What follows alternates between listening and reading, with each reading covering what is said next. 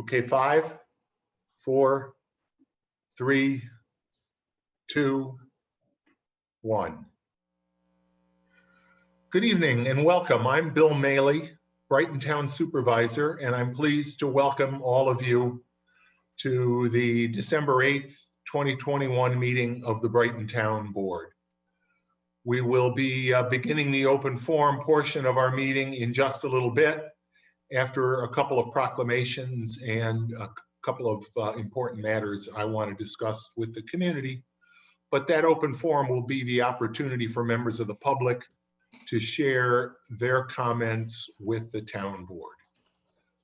Importantly, we continue to make our meetings accessible to the deaf and hard of hearing community, even during our continued remote meetings due to COVID, with our ASL interpreters.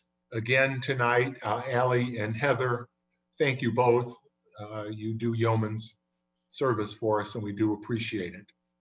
The agenda for tonight's meeting, all of the supporting materials that we are looking at in making our decisions tonight, all of those are located on the Town of Brighton webpage at www.townofbrighton.org. I'm going to start the meeting with the pledge. If you're able, feel free to join me in rising. I pledge allegiance to the flag of the United States of America and to the republic for which it stands, one nation under God, indivisible, with liberty and justice for all.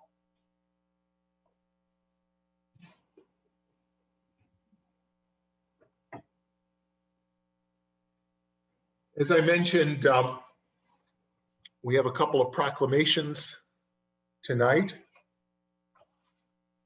The first one was issued actually a week ago on December 1st, World AIDS Day. But I wanted to share at least a portion of that proclamation with you because World AIDS Day continues to be an important time to reflect on the AIDS HIV condition and where we are as a community, as a nation, and as a world in addressing HIV/AIDS. I will read a part of this.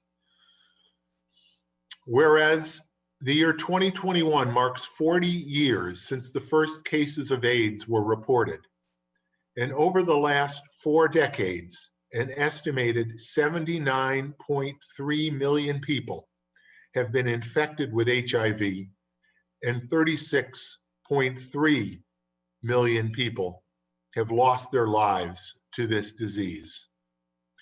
And whereas although great strides have been made in the treatment of HIV/AIDS during the course of the past 30 years, there are still 38 million people living with HIV around the world, of which 1.5 million are new infections, and sadly, 680,000 people died of AIDS-related causes in 2020.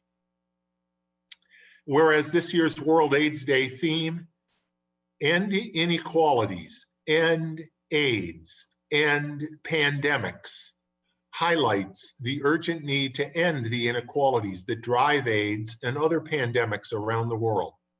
For without bold action against inequalities, the world could face 7.7 million AIDS-related deaths over the next 10 years, as well as a prolonged COVID-19 pandemic and a worsening social and economic crisis as a result.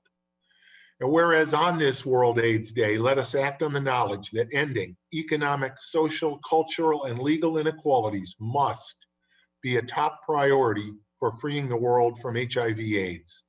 And remember that inequality and inequity hasten the spread of diseases as epidemics thrive on poverty, poor health care, and a lack of education.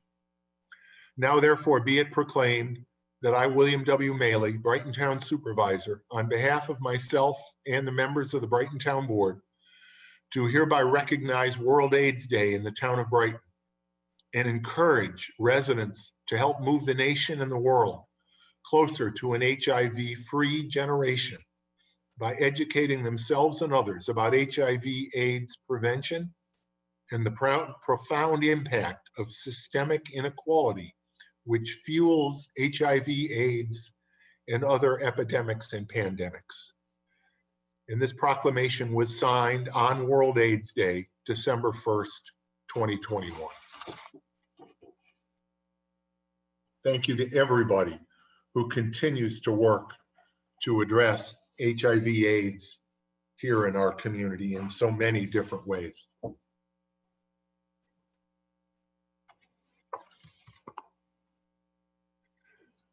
Next is recognition that the month of December is National Impaired Driving Prevention Month.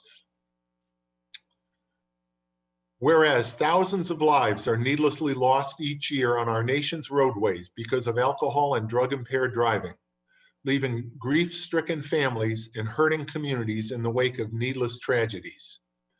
Whereas driving while impaired by any substance, legal or illegal, is dangerous, and alcohol, illicit drugs, and even over-the-counter and prescription medications can impair a driver's judgment, decrease motor coordination, and slow the reaction time necessary to safely operate a motor vehicle. Whereas December is National Impaired Driving Prevention Month, because traffic fatalities increase significantly during this month, painfully underscoring the need to talk about the danger of driving impaired and ways to prevent it. Whereas the Brighton Police Department works in partnership with Monroe County's Stop DWI program and its coordinator, Lindsay Tomedy, to provide increased police details to get impaired drivers off the road, improving safety for all travelers. And whereas during National Impaired Driving Prevention Month, we reaffirm our commitment to preventing impaired driving, and we remember the victims of impaired drivers and honor their memory by making the responsible decision to drive sober and to encourage and to ensure that others do the same. Now therefore be it proclaimed that I, Brighton Town Supervisor William W. Maley, on behalf of the members of our Brighton Town Board, do hereby declare December as Impaired Driving Prevention Month in the town of Brighton, and remind everyone to stay safe, sober, and focused on the road. And this proclamation is signed this 8th day of December, 2021. Bridget, do we have someone here from Stop DWI? No, unfortunately, we do not, Supervisor. Okay. Well, I know I'll display again briefly this proclamation. Chief Cathaldi, I know the Brighton Police Department does continue to participate with Stop DWI, and the department participated in an event this past weekend. If you don't mind talking about that briefly. Sure. We were invited to Lights On for Life motorcade that took place on Saturday morning, which is the kickoff for this month of December. Lindsay, if you don't know, she's new to the position of Stop DWI coordinator, and she's really hit the ground running. She was at our Brighton Public Safety Day back over the summer, so she's got big shoes to fill. And we also work hand in glove with the Director of Public Safety. And I did speak with him earlier today, and I will be sharing a photo of your presentation with them. Great. Well, thank you. Thank them both, please. And again, a reminder, please, everybody, don't drive impaired, especially during the holiday season.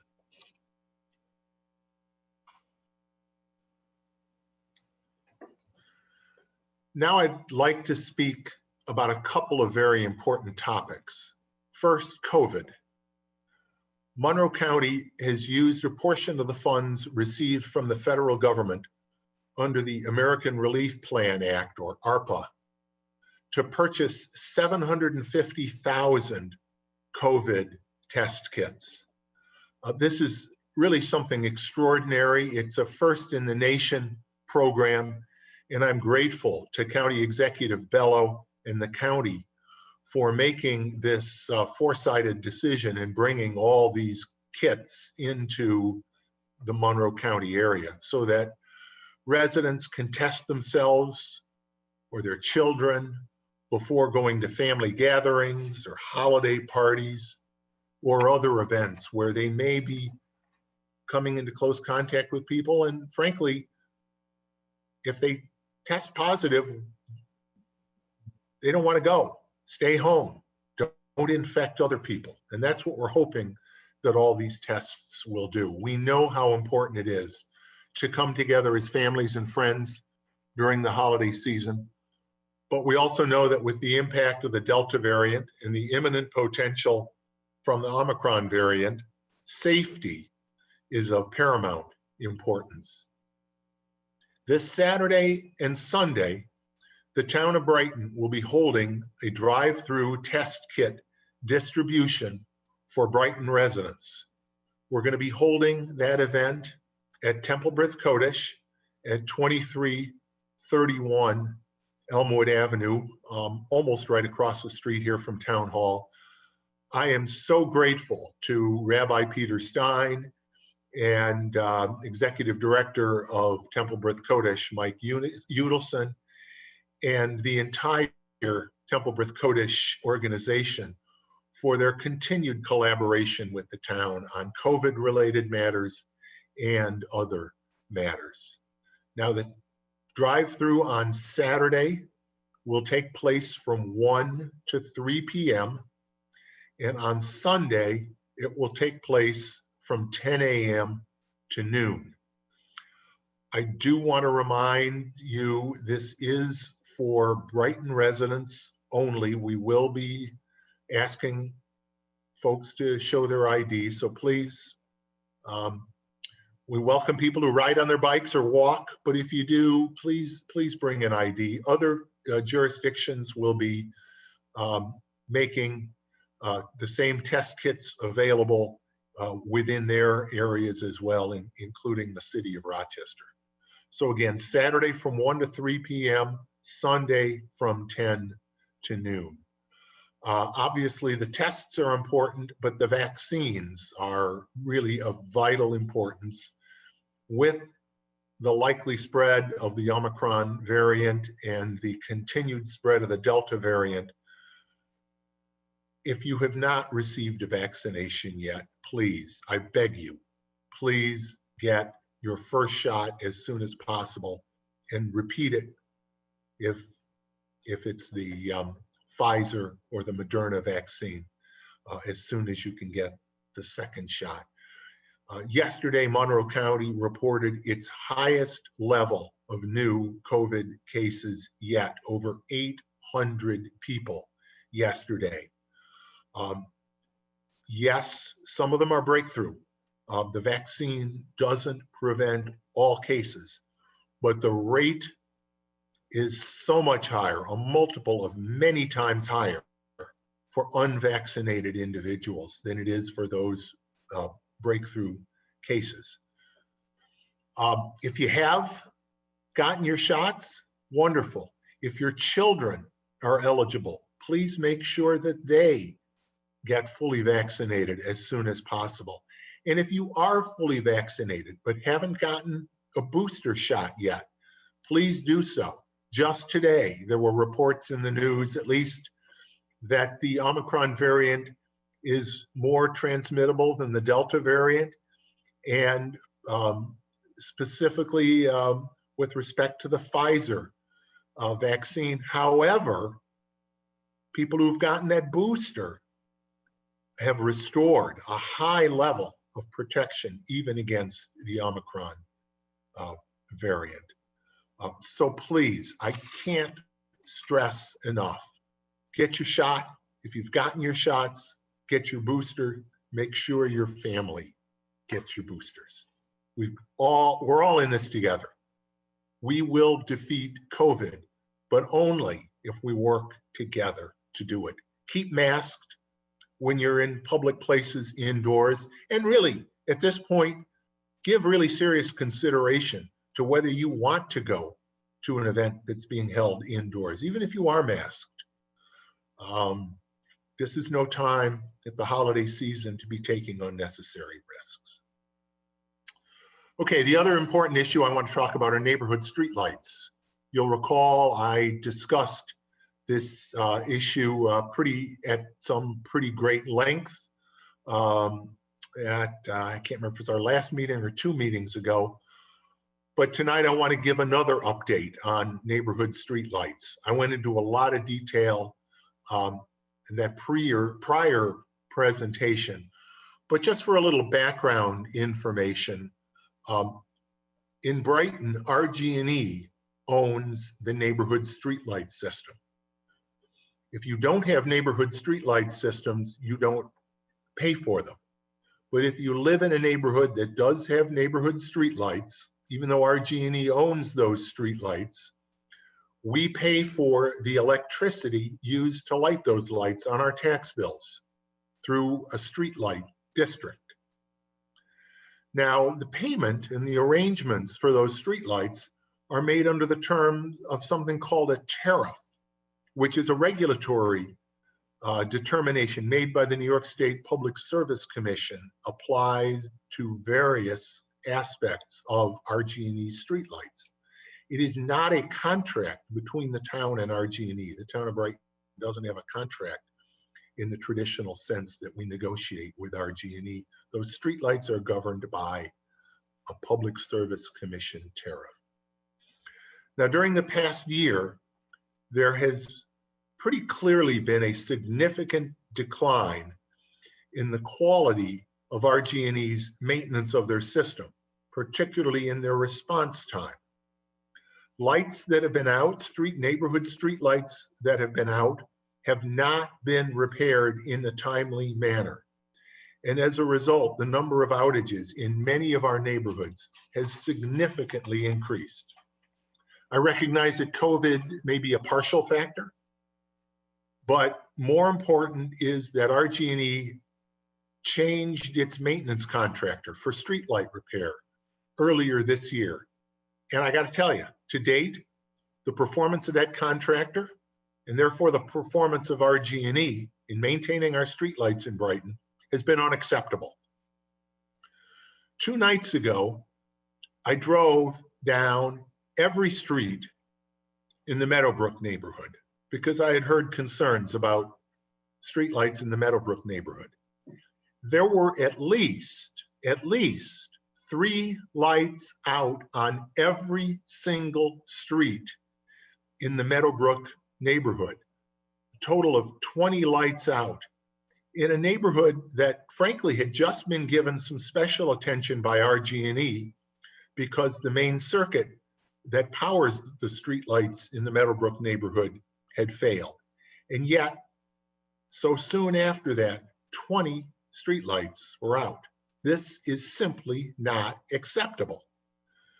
They've all been reported, and I know residents had reported some of those lights themselves. I have been very direct in expressing my deep frustration over the quality of streetlight maintenance with RG&E. And I can tell you that my frustration has been heard at the highest levels of the company. We will continue to make our position clear to RG&E that the current level of maintenance is simply not acceptable. Our goal is to restore an acceptable level of performance and to make sure that compensation is received to offset these persistent outages. Now, as I did mention at the last meeting, we spoke about this. We do expect RG&E to make significant investments in upgrading the street lighting system in Brighton with major in-ground and on-pole infrastructure enhancements, which will allow RG&E to install energy efficient and more reliable LED fixtures in our neighborhood streetlights. Not going to happen overnight. Our expectation is that it will begin next spring, assuming that supply chain shipments and everything else come in. In the meantime, I mean, that's going to be a multi-year process. In the meantime, we will not accept the kind of maintenance shortfalls we've seen this year. I do want to encourage everybody, if you are in a neighborhood with streetlights, you can report them right on the town's webpage. I can't give you the whole link because it's very long, but if you go to the homepage, there's a search function. And if you put in report streetlight outage, the first thing that pops up is a link, and you'll be able to report that streetlight outage. You'll have to have the light pole number and the address of an adjoining house. But it's important to report them in no small part, because if we're going to get the full level of compensation that we should get for their delayed and failed maintenance response, we need to be able to document the outage. So please do that. And we're going to continue to address this problem. We're not happy, we're not satisfied, and we are going to continue to focus on that with our G&E going forward. All right. We're now ready to begin our open forum. The open forum is an opportunity to address the town board about matters, whether or not they're on our agenda tonight. We may not respond to your questions or your comments, but I assure you that we listen and take your input seriously. If you would like to address the board during the open forum, please use the raised hand function in Zoom. Each speaker will have up to 3 minutes to address the board. I will advise you when you have 30 seconds left. Please address your comments to the board and not to other speakers. Our goal here tonight and during the open forum that we hold at every town board meeting is to give you the opportunity to share your thoughts with the board and for us to be able to listen to your words. And with that, Bridget, I will ask you to call on one of the people that have raised their hand. Yes, our first speaker is Carol Cross.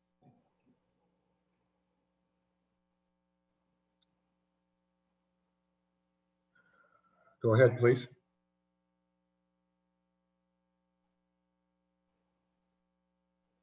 Sorry, I was. Carol, are you there? All right. Yes. Can you hear me now? Yes. Thank you. Thank you so much, Supervisor Maley, for your feedback several weeks ago regarding genocide and abortion. I would like to circle back to that discussion at another time, particularly in light of an amicus that was filed by Jewish scholars for the recent Dobbs case. But as you may know, and all of you may know, this Friday is considered Human Rights Day. This is a national celebration commemorating the Universal Declaration of Human Rights. And it was proclaimed on December 10th in 1948 that followed World War II, when the United Nations was actually formed. For years, those of us associated with the board of the Rochester Association for the United Nations brought together a forum at the downtown United Presbyterian Church and observed the day with a candlelight vigil right there on Fitzhugh Street. Human rights is defined as natural law transformed into natural rights. This represents the vision of the United Nations.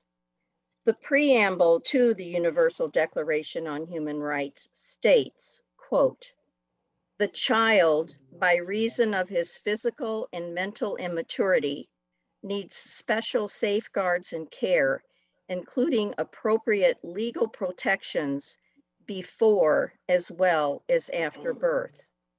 This statement in the preamble of the Universal Declaration on Human Rights is reiterated in the United Nations Convention on the Rights of the Child.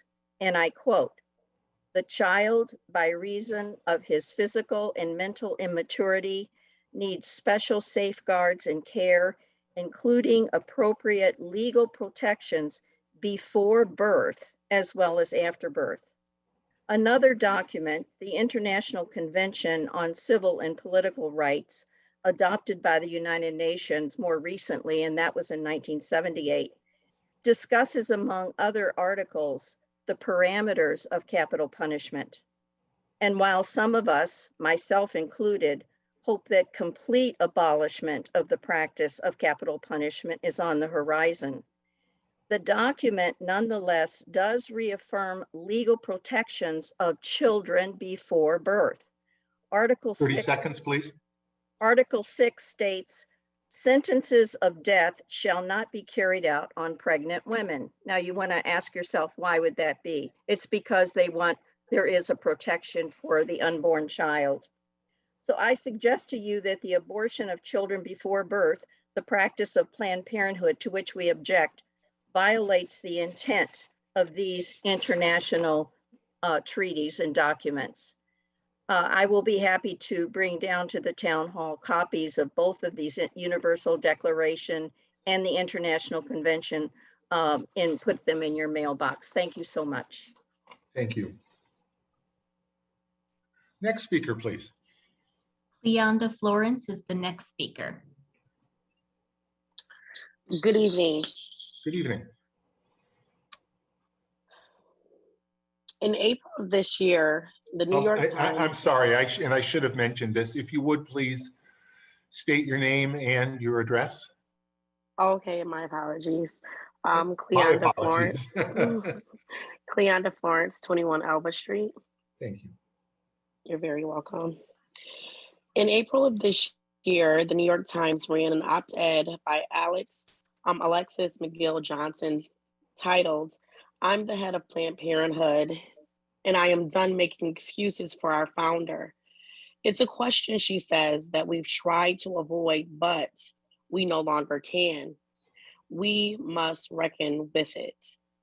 McGill Johnson goes on to say, our founder, Margaret Sanger, spoke to women's illustrious of the Ku Klux Klan at a rally in New Jersey. She endorsed the Supreme Court's 1927 decision in Buck versus Bell, which allowed states to sterilize people deemed unfit without their consent, a ruling that led to the sterilization of tens of thousands of people.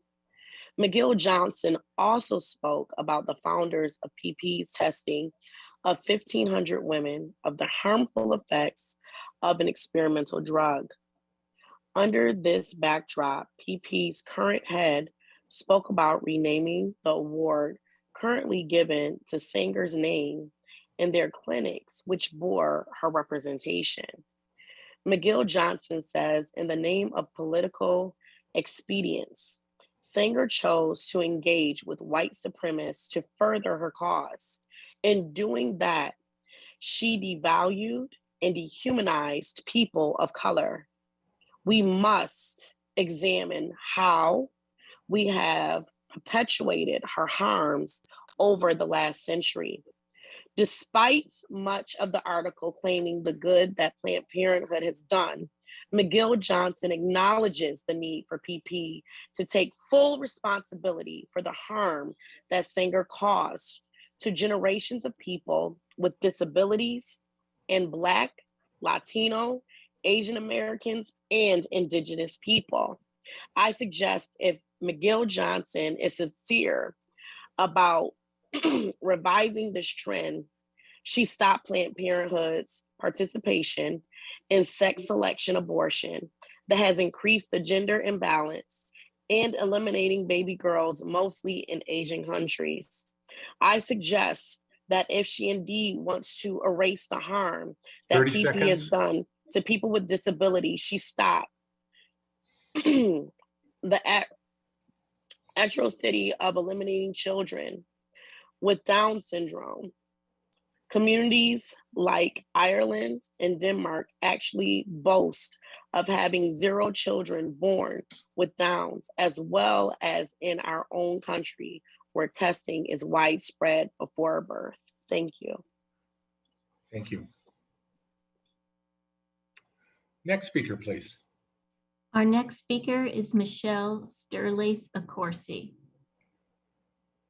And again, if you would state your name and address, please.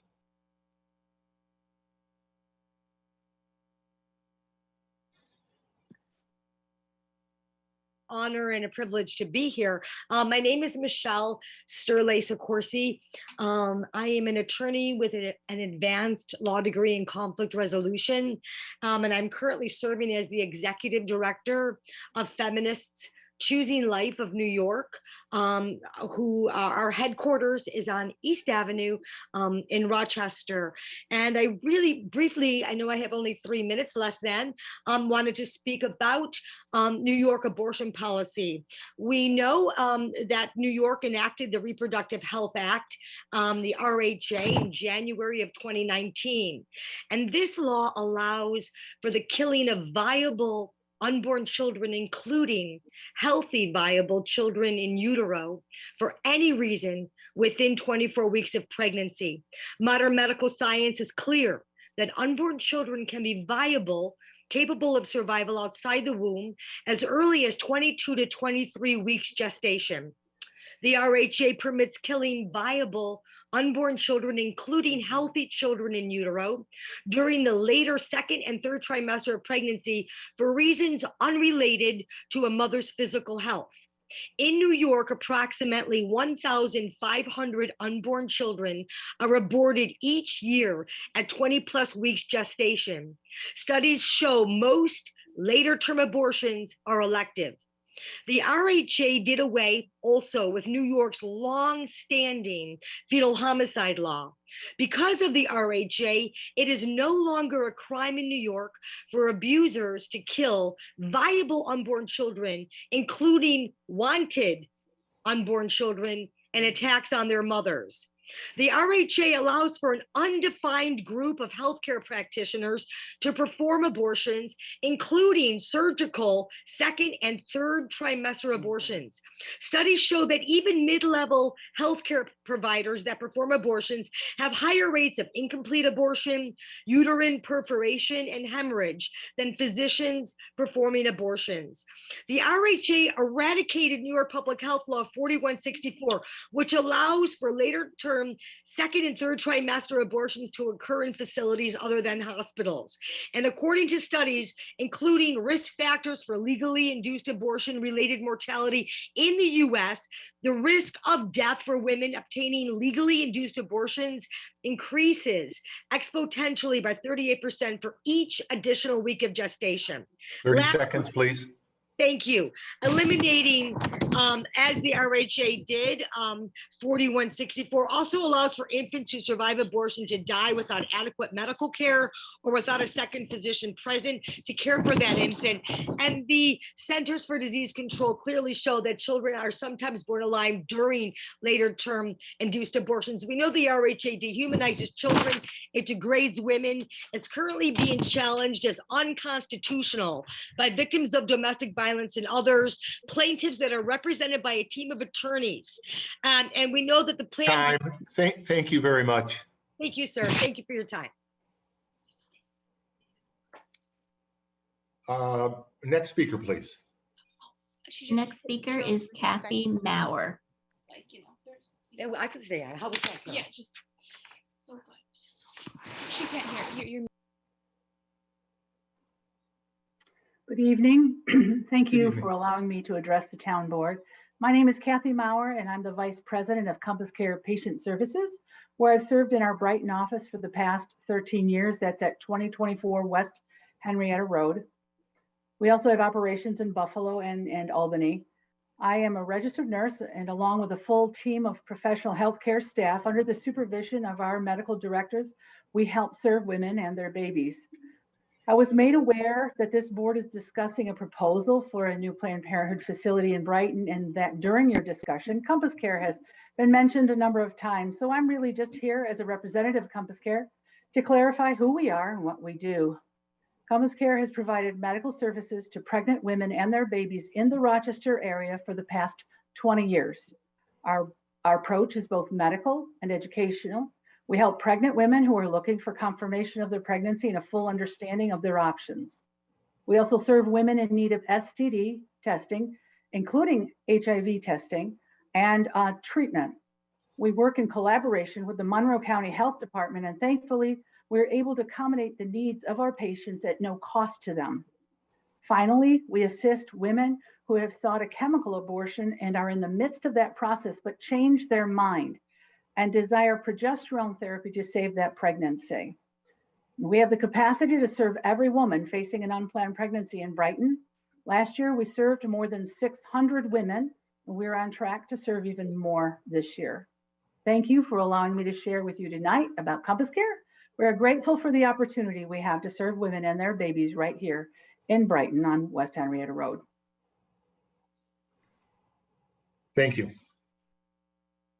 I do just want to clarify, this board is not and has not considered a proposal from Planned Parenthood. The Town of Brighton Zoning Board of Appeals did consider such a proposal, and that proposal was approved by the Town of Brighton Zoning Board.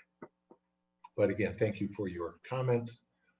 Are there any other speakers that would like to address the town board in the open forum this evening? Oh, I see one hand still up. Yes. Yes, the next speaker is Seraphim Weber. Go ahead, sir. Hi, I'm Seraphim Weber. I'm currently a student at RIT. I'm Vice President of Students for Life at RIT. So I live on campus there. And I came here tonight to speak about the proposed Planned Parenthood on Westville Road. Planned Parenthood does not help mothers in crisis. They really only provide one quote unquote service to pregnant women, service which ends a completely unique human life and causes untold pain to the mother. From the moment of conception, a wholly distinct human life is created with its own DNA, cells, and eternal soul. As an Orthodox Christian, I cannot ignore the systemic genocide of a defenseless group of people. The town of Brighton should really endorse and support pregnancy resource centers such as Compass Care, which provide free mental health services, medical services, and financial support to women and mothers in need. Thank you. Thank you.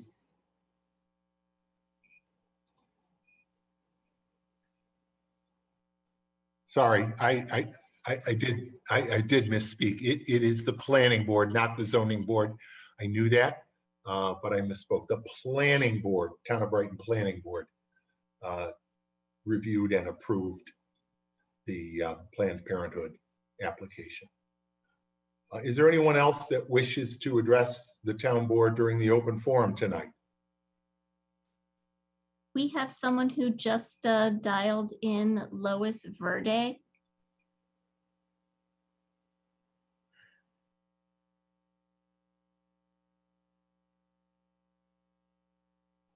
Ms. Verde, if you are here to address the town board in open forum, you can do so by using the raise hand feature on Zoom.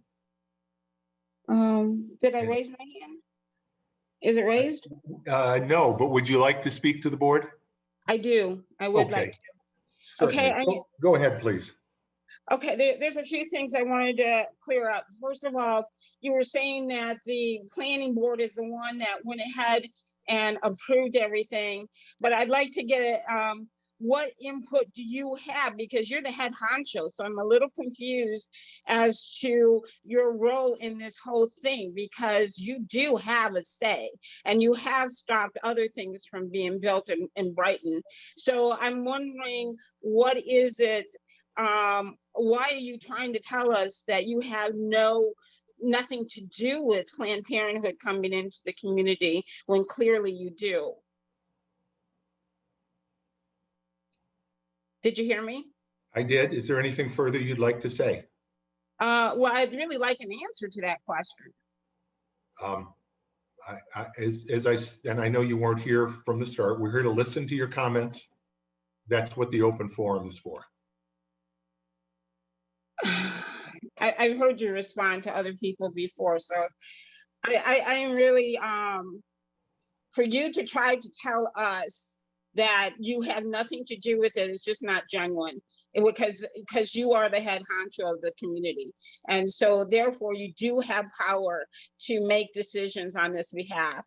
So it is disappointing for us to hear that you're trying to tell us that you don't have any power. And when you can't give us an explanation as to why you don't have power, then, you know, you're losing a lot of credibility in my eyes, and I'm sure in a lot of people's eyes. And maybe you don't care, the elections are over, you guys all got back in. But the fact of the matter is Planned Parenthood is a corrupt organization in which you guys have not done anything to stop it. And if anything happens to any of these kids, we will hold every one of you accountable. That's all I have to say. And this is yeah, very, very disappointing. I'm very disappointed in all of you. Thank you for listening. Thank you.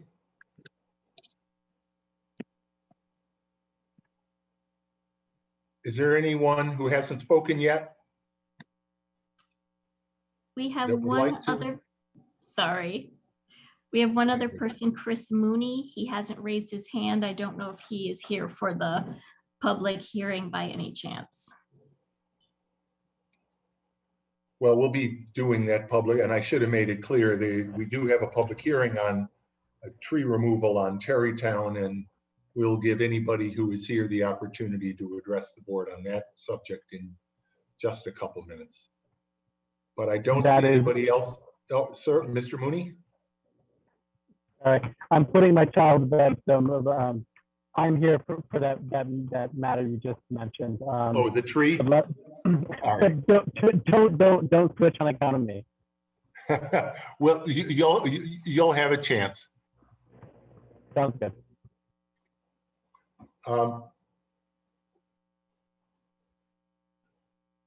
Ken, did you want to address?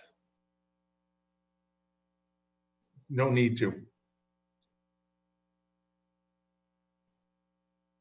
If you'd want me to, sure.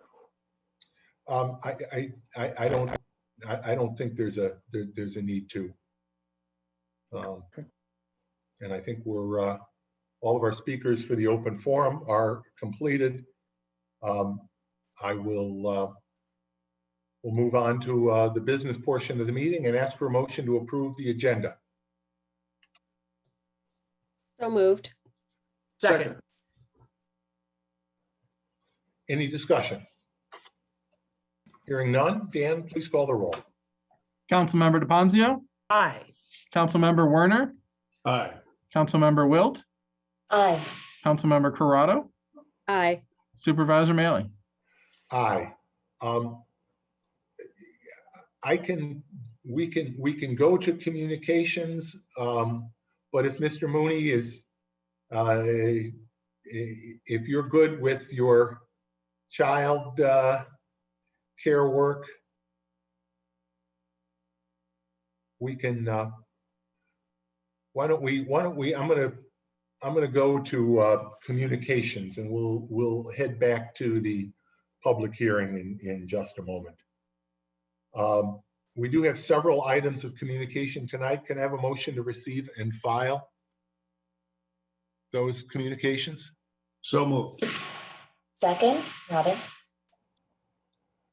I'm not going to touch on all of them, but I do want to note the correspondence from the New York Town Clerks Association recognizing our town clerk, Dan Ayman, as a registered municipal clerk or an RMC. And that demonstrates a high level of both education and knowledge in the area of being a town clerk in New York. Congratulations, Dan. Do you want to talk about that? Oh, thanks, Supervisor. Yeah, it's the continuing education certification for town clerks. There's no formal education, there's no university degree to go and hold any of these positions, but it's on the job learning and experience, and then going to continuing education seminars and the like, and very happy to do so. And it's been a great experience to get to know some of the other clerks in the state as well, and learn from each other. Great. Well, again, congratulations. Thank you for all you do. I was just telling someone today how excited last year, after the town hall had been closed due to COVID, when we began to reopen, and first with appointments and then opening more generally. people were so excited to be able to come back into the clerk's office because you help them in so many different areas, and it's much appreciated. We also, we have a letter concerning sales tax distribution. Sales tax receipts are coming very well.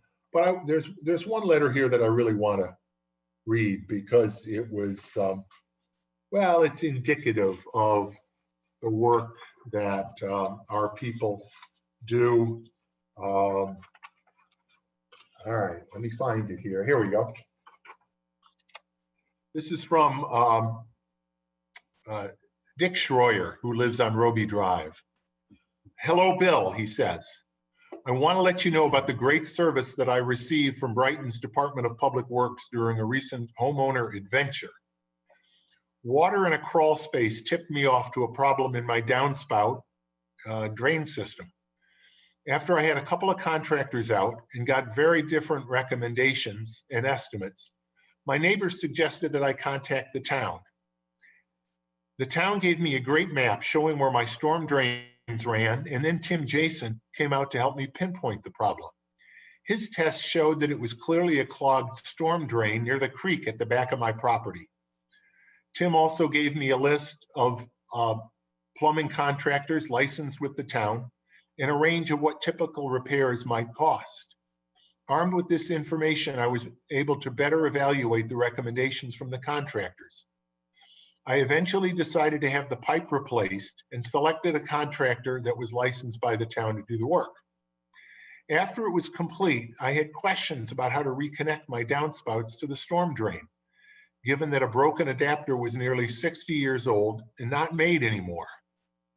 I went to the operations center again, and this time Steve Zimmer explained to me how the downspouts were connected and how I could reconnect them. I got everything connected that day and haven't had any problems since. During all of this, Kathy Infantino was very understanding and responsive and a wonderful source of information.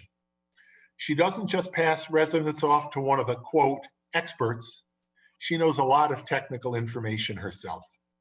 I can't say enough about the responsive and knowledgeable service that I had received from so many of the town's employees. I've lived here over 35 years and I had no idea of some of the services available. Once again, I'm glad I live in Brighton. Dick, thank you for your very nice letter. I know you shared it both with Steve Zimmer, Kathy Infantino, and Tim Jason. I shared it with my guy on our Commissioner of Public Works. And A, we appreciate, again, your kind words, but B, on behalf of an awful lot of residents that have been helped by Steve, by Kathy, by Tim, or by one of our other Public Works or sewer or highway employees. Thank you to every single one of them. Today's a great example. You know, before dawn, our highway people were out salting, then they turned right around and went out and picked up leaves. That's what we get from our people. They do double duty, sometimes triple duty, and they do it well. So I'm grateful for that. We also got a very nice letter giving kudos. I don't have it to read, but again, giving kudos to Brighton Police Officer LaBarbera for his professionalism. Chief, I think you got a copy of that. If not, we'll make sure that you do. And again, great work by Officer LaBarbera.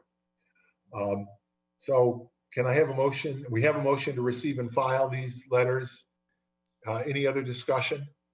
We did have one other letter asking the town board to opt out of retail marijuana sales, as well as a letter advising us that Officer Sanford is going to be resigning from the police department. If there are no other comments, can I have a motion to, Dan, please call the roll on the motion to receive and file those. Councilmember DeFazio. Aye. Councilmember Werner. Aye. Councilmember Wilt. Aye. Councilmember Corrado. Aye. Supervisor Maley. Aye. Now we'll go back to that public hearing on the proposed tree removal at 58 Terrytown Road. Dan, has the necessary legal notice been given in this matter? Yes, Supervisor, the notice was originally published back on October 27th in the Daily Record. Thank you, and communicated to the adjoining residents as required, I trust. Yes, Supervisor, the appropriate notifications have been sent out to the adjacent property owner. Thank you. Then I declare this public hearing to be open, and I'll ask you, Mike, to just talk a little bit about this one. Sure. This is one of those big silver maple trees that really has probably reached the end of its life. It's old, it's not in great shape. Highway staff went out and assessed the tree and found that the tree at 58 Terrytown was diseased and should be removed. The tree was then presented to both our tree council and the Public Works Committee. Both groups concurred with the assessment that the tree needed to be removed. Since the tree is greater than 30 inches in diameter it is considered a significant tree, which requires, per our town law, section 175, for us to hold a public hearing to receive public comment regarding the removal of this tree. That's the intent of tonight's meeting. Like I said earlier, the 20-day notice was mailed out. So we're just here tonight to take public comment regarding the removal of that tree. And in the packet and available online are pictures of the tree showing a very large, what appears to be dead branch, a huge hole in the trunk, and the various reports. Thank you for that, Mike. Is there anyone here that would like to address the board on this matter of the public hearing for the proposed tree removal at 58 Terrytown Road? Mr. Mooney, welcome. Go ahead. Great, thank you. I guess just a few things. I'll say two reasons. I guess there's many reasons I've moved to Brighton. And can I just ask you, Mr. Mooney, if you could share your address sure. for the record? Yep, sure. So 58 Terrytown Road. Thank you. So the address that we're just talking about. So a few reasons I moved to Brighton many years ago. One of those was, this is probably out of turn here, but was regarding specifically just kind of speaking back against those who were opposed to the planning board's motion of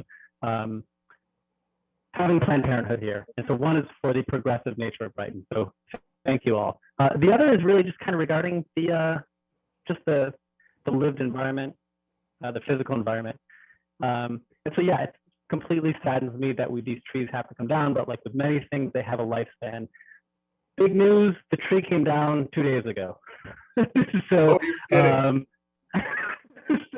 the meeting kind of moot in many ways. It was completely diseased. The guys here were gentlemen. They were basically taking photos of themselves inside of it. It was hollowed out. It was bound to come down and possibly harm someone. The only reason I'm here tonight is just to say, thank you for doing the due diligence, but also just advocating that that perhaps some resources could be allocated to putting a replacement of some sort in its spot. And that's all I really wanted to say. Thank you very much, Mr. Mooney. I'm so glad I'm so glad. I'm not glad to hear that it came down in the storm, but I'm glad that I trust that it didn't cause any personal injury or property damage. No, it didn't. Just to correct the record, it didn't come down in the storm. They had the tree removal folk were here a few days ago. Okay. So I don't think it was timed appropriately with this meeting, but regardless, all right, they needed to come down. Great, good. Now, okay, I'm glad to hear that. Okay. Anybody else here to comment on this former tree? Hearing none, I declare this public hearing to be closed. I guess for the record, we should still take action authorizing the tree removal that did in fact take place. Hey, Bill? Yes. Just We had a tree on our list to be removed that was 48 Terrytown. That is yet to be, that was authorized to be removed. I don't know if by some, that the wrong tree was. They're both down. They're They both did down. get them both, okay. Okay. They're two for one deal. So, and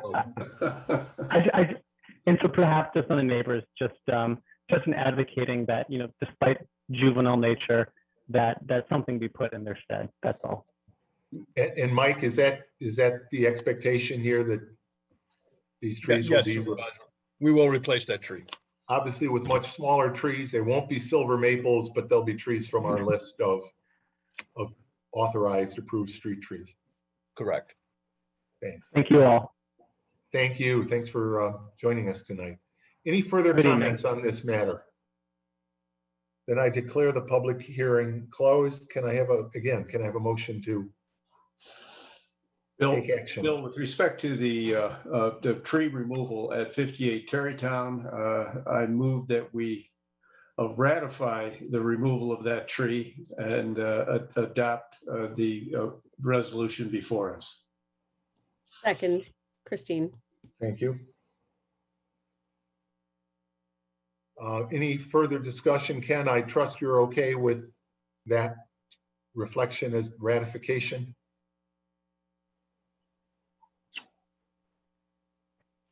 I think the town board's fine in moving ahead with approval, and Commissioner Guyon and I will talk about the process.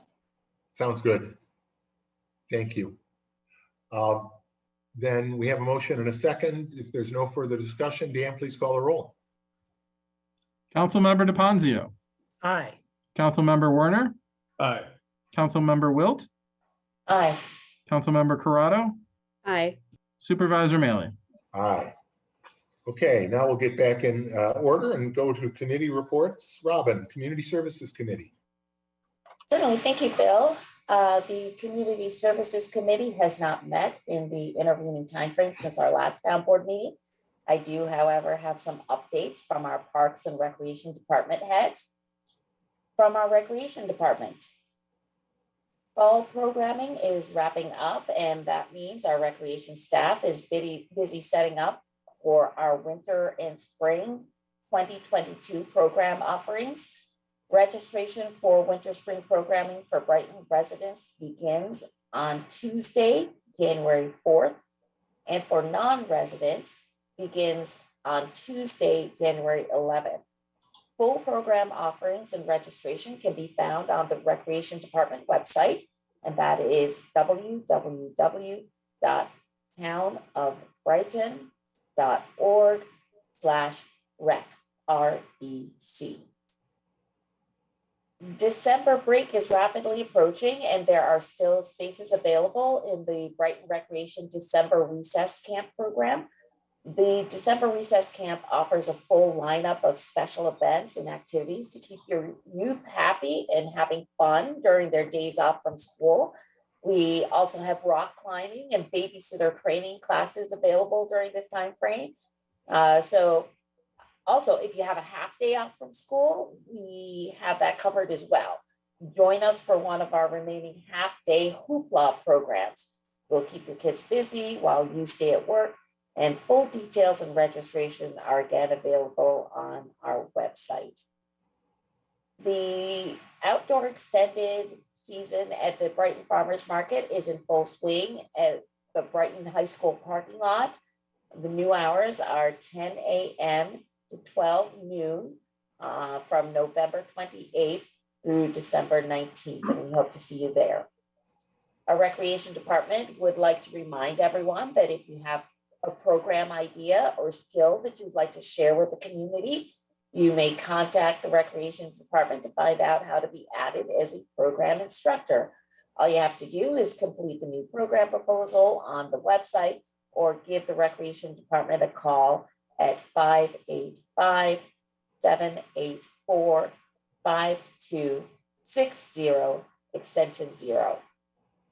And then from our Parks Department, Lodge and shelters are running at full capacity. We will be monitoring state recommendations regarding indoor gatherings and how they potentially impact our rental facilities. All of our parks are now winterized. Court nets were removed for the season on December 1st.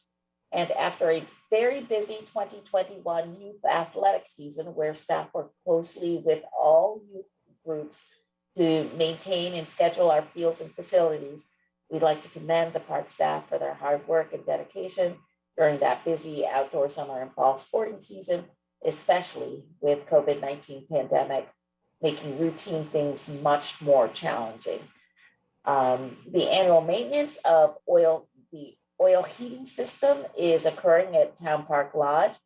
We also currently have a capital improvement project request in to replace this old heating system with a new, more efficient propane-based system, which would also include 2 new fireplace inserts. Staff will be working to replace or repair the lighting contactor for field lights at Brighton Town Park as well. Signs have been posted to help eliminate some illegal dumping that has taken place at Persimmon Park, and Eldridge Road has been packed with stone in some troublesome areas, making vehicular access much easier. Our park staff and superintendent are continuing to look at the feasibility of having our section of the New York State Canal Trail between French Road and South Clinton plowed for better pedestrian access to Meridian Park. More information on that potentiality will follow. And also because of the surge of field use in 2021, we'll need to identify athletic fields to be rested in 2022. This obviously will impact the youth sports seasons for which field space is already in high demand. Our baseball diamonds are closed for the end of the season, and we are working on a grant application to potentially change the 21 parking lot light fixtures at Buckland Park to an LED alternative. The next meeting of the Community Services Committee will be next Wednesday, December 15th at 9:30 a.m. at the Brookside Recreation Center multi-purpose room. As always, members of the public are invited to attend. We will be masking and adhering to occupancy standards. So if you do have an interest in attending, we do ask that you contact our recreation department. Again, that number is 585-784-5260, extension 0, just to let us know that you'll be joining us so that we can safely accommodate everyone. Thanks, that's all. Thank you, Robin. Next, our Finance and Administrative Services Committee, Jason. Yes, Bill, the Finance and Administrative Services Committee met last Wednesday, November 30th. Each of the items that were discussed at the meeting appear on tonight's agenda and will be discussed and voted on and presented in further detail.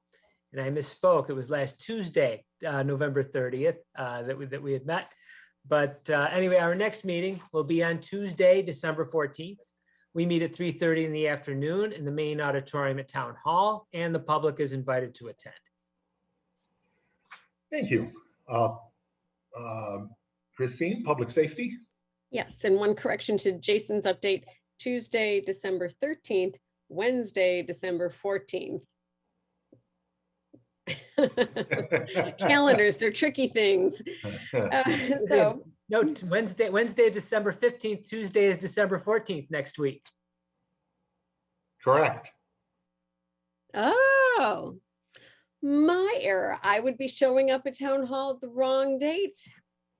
Thank you for putting me straight. We pour you a cup of coffee. It's okay. Oh, seriously, it's been a day. Public Safety Committee has not met since the last town board meeting. The next meeting will be Tuesday, December 14th at 8 a.m. in the Town Hall Auditorium. Matters of public safety may be brought to my attention or the attention of any of the members of the committee for inclusion on the agenda. Matters don't have to be submitted in advance, but it's appreciated, especially so that it can be included in the agenda, which is posted 24 hours before the meeting at least. You don't need to be present for the matter to be addressed, although the public is always welcome to attend and encouraged to participate.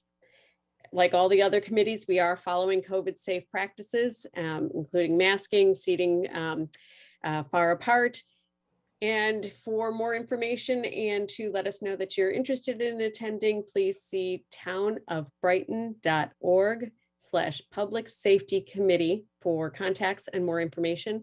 And I will see you all on Tuesday, the 14th at 8 a.m. That is all.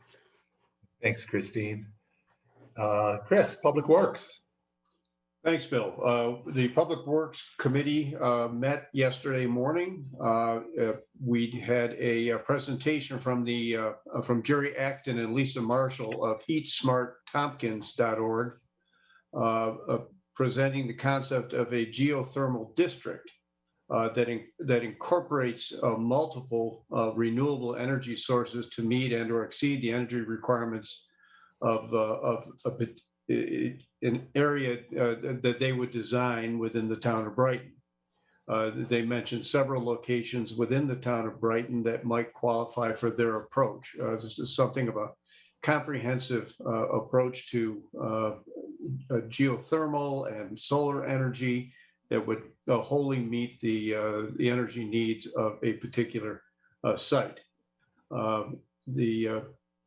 The presenters are seeking a $100,000 NYSERDA grant to conduct a study of this concept to determine its feasibility and evaluate the mechanisms to fund the project. The town supports the development of such renewable energy sources and will provide a letter of support that hopefully they can use to promote this project.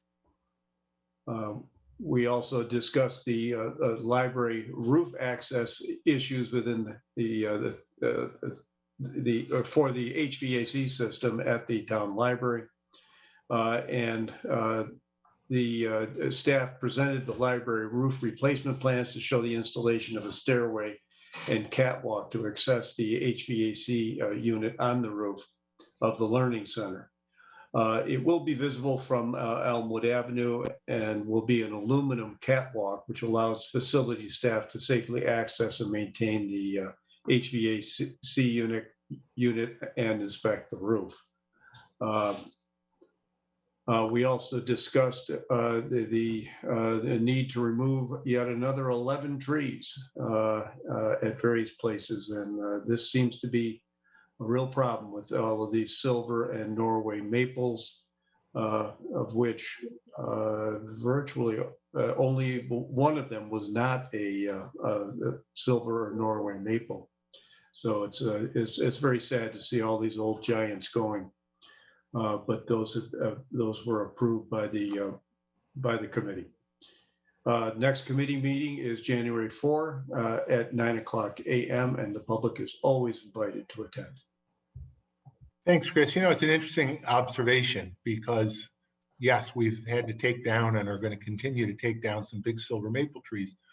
What you don't hear very often is requests to take down ash trees along our highways. And although ash trees are dying everywhere because of the emerald ash borer, the fact that we continue to provide treatment to our street trees and to some of the ash trees that line our trails, particularly the Brickyard Trail, really has been very successful in extending and hopefully preserving the life of those ash trees. So yes, it's tough to have to take all the silver maples down, but the investment that we do make in treating those street ash trees, it helps keep our standing as a Tree City USA, but more importantly, it keeps our tree canopy,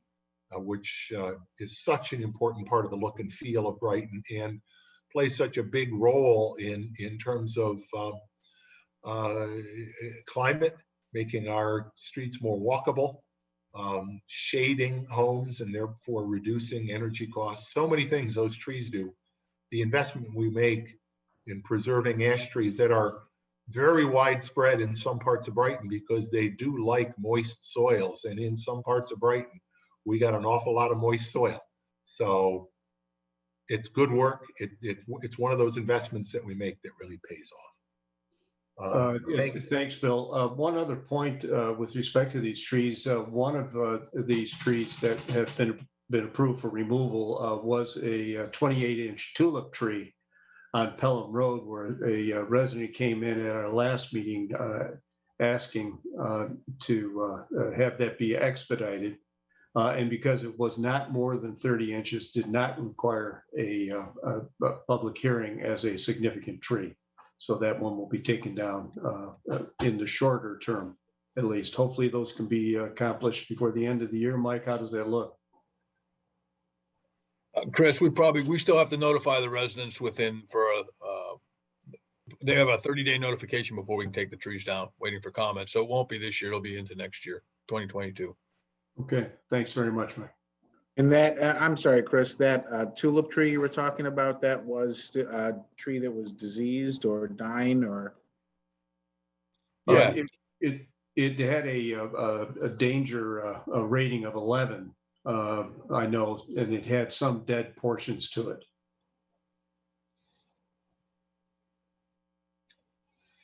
Okay. Moving on to new business, reading and approval of claims. Jason.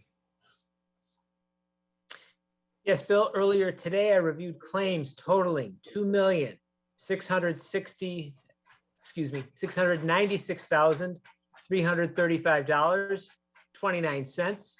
Notable claims include to the New York State Employees Retirement System in the amount of $2,336,847, representing the annual employer's share from April 1, 2021 through March 31, 2022 for the town hall, for town employees and police. Also to Capolino Chevrolet in the amount of $33,804.35, representing purchase of a 2022 Chevy Colorado pickup truck for the Highway Department per New York State bid. Also to the Depository Trust Company in the amount of $4,109.63, representing serial bond interest payments on bonds issued in 2015.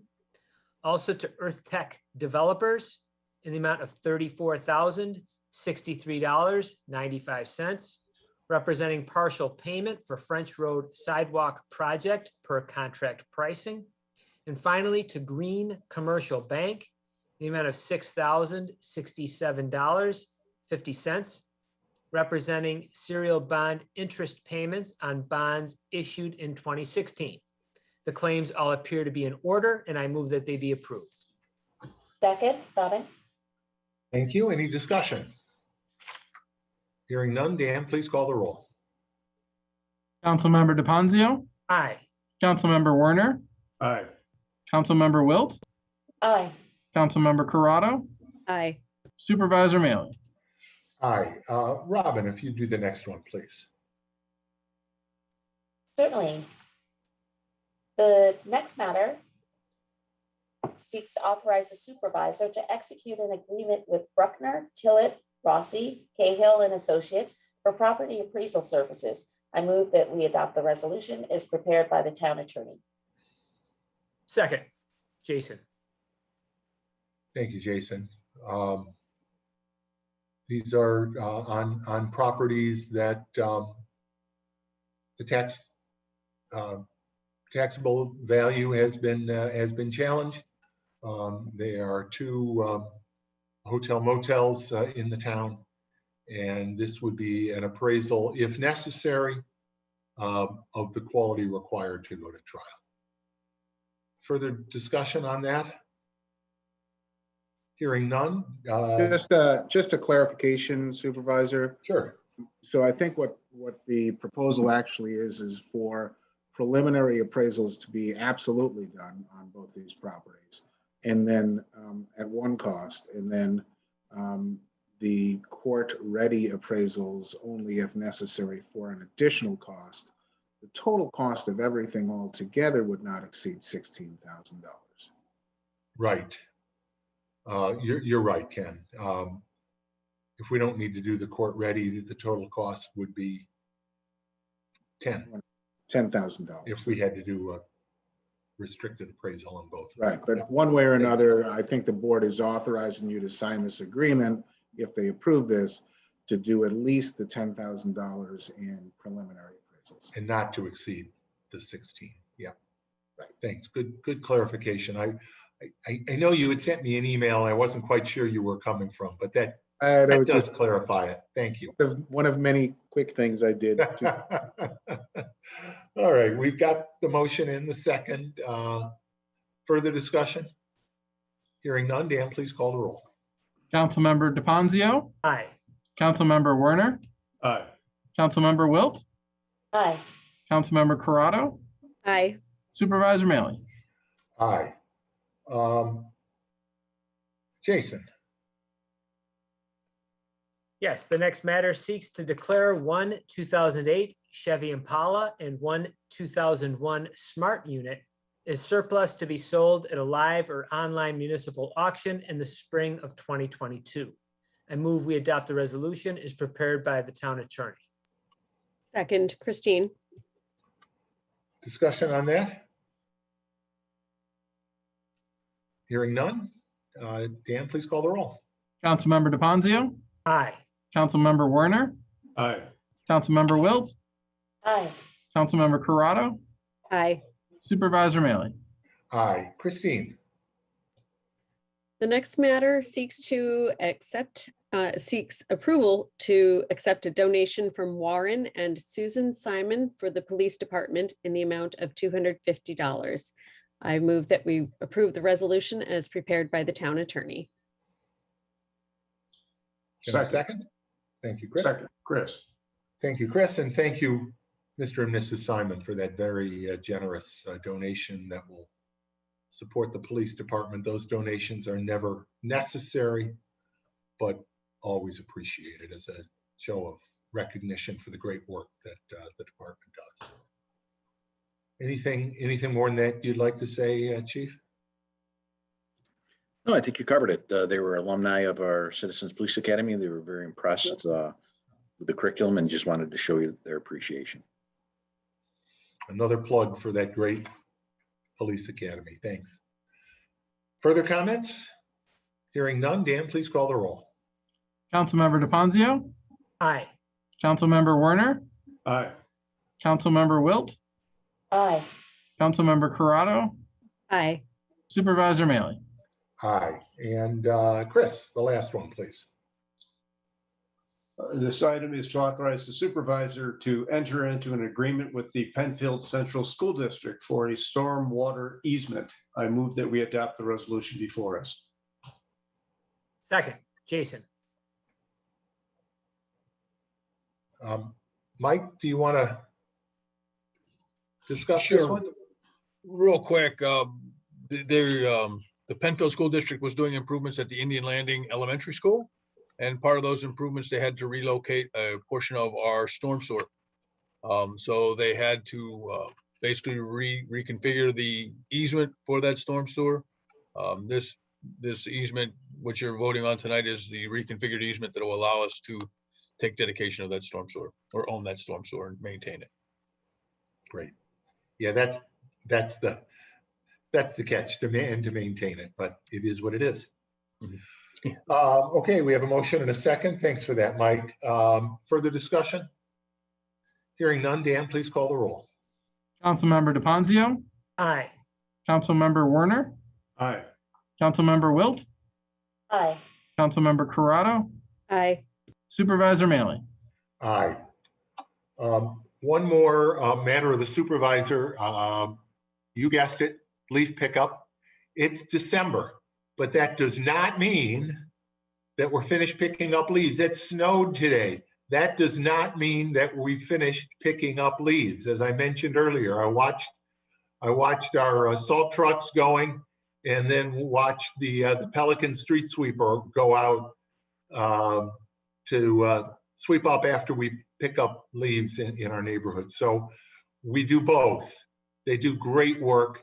and they're going to continue doing that work. The department is, the highway department is close to finishing their third pass through town. And I know I hear it sometimes, Mike hears it sometimes. You haven't been in my neighborhood yet. And sometimes that means that the folks on your street haven't put their leaves out yet. The trees in your neighborhood may fall a little bit later, or people just didn't get them raked up. But we are at present finishing the third time through the entire town. And when we do finish, we'll start all over again with one last pass. The highway department will probably be picking up leaves through the month of December. Rain, snow, shine. That's what they do. The other thing I hear sometimes is I never knew we weren't supposed to put the leaves in the street. Has anybody ever heard me say that before? I always get a kick out of that. It is sort of a standing joke that I say that every time I have a group of more than 2 people who will listen to me. But please, do not pile your leaves in the street. Put them on the lawn. If you have a sidewalk, between the sidewalk and the street, or if you don't have a sidewalk, just put them on the lawn next to the street. But when you pile leaves in the street, you create a hazard, a safety hazard to drivers, to cyclists and pedestrians, but you also create drainage issues. You might cover up a storm drain or divert flow, block flow.